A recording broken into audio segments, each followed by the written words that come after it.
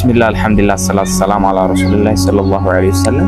ያው ሂጅራን ስንዘክር ከአንድ ሀገር ወደ አንድ ሀገር መዘዋወር ብቻ ሳይሆን ሂጅራ የፍትህ የእውነትና እንዲሁም ደግሞ የአዲስ ምዕራፍ መጀመሪያ ነበር። ሂጅራ በእስልምና ታሪክ ውስጥ ከሚገኙ ታላላቅ ክስተቶች መካከል አንዱ ነው። ይህ ክስተት የሙስሊሙን ህዝብ ወይም ማህበረሰብ ከመከራ ወደ እፎይታ፣ ከግፍ ወደ ፍትህ እንዲሁም ከድክመት በኋላ ጥንካሬን ያሳየበት ታላቅ የሆነ ምዕራፍ ነበር። መነሻው የነበረው ነብዩ ሰለላሁ ዐለይሂ ወሰለም እስላማዊ ጥሪ ዳዕዋቸውን መካ ላይ ሲያስተጋቡ በነበረበት ወቅት ላይ ከሚደርስባቸው የግፍ የጭቆናና መከራ እንዲሁም ደግሞ ከንግድ ከማህበራዊና ከኢኮኖሚ ከሁሉም ነገር መገለል የመጣ ነበረ።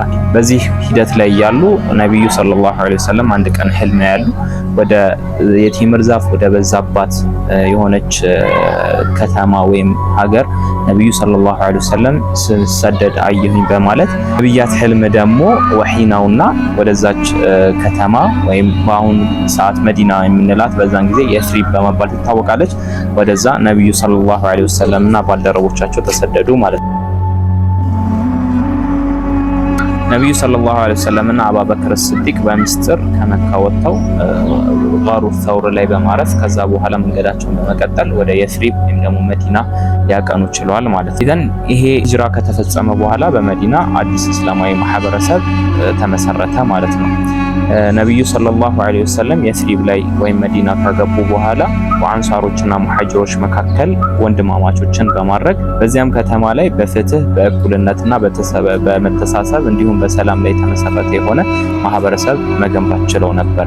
ይህ ክስተት ዛሬም ድረስ ለኡማው የጥንካሬ ምንጭ ሆኖም እያገለገለ ይገኛል። ሂጅራ ከታሪካዊ ጉዞ በላይ የኢማን ጥንካሬ፣ የመስዋዕትነት ክብር፣ የወንድማማችነት ጥግ፣ የትዕግስት ውበትና በአላህ ላይ ሙሉ ለሙሉ የመተማመን የሆነ ተምሳሌት ነበረ። እኛም እነዚህ ያገኘናቸውን ትምህርቶች በህይወታችን ውስጥ ተግባራዊ ማድረግ መቻል አለብን። ሀዳ ወቢላሂ ተውፊቅ። ወሰላሙ አለይኩም ወራህመቱላሂ ወበረካቱሁ።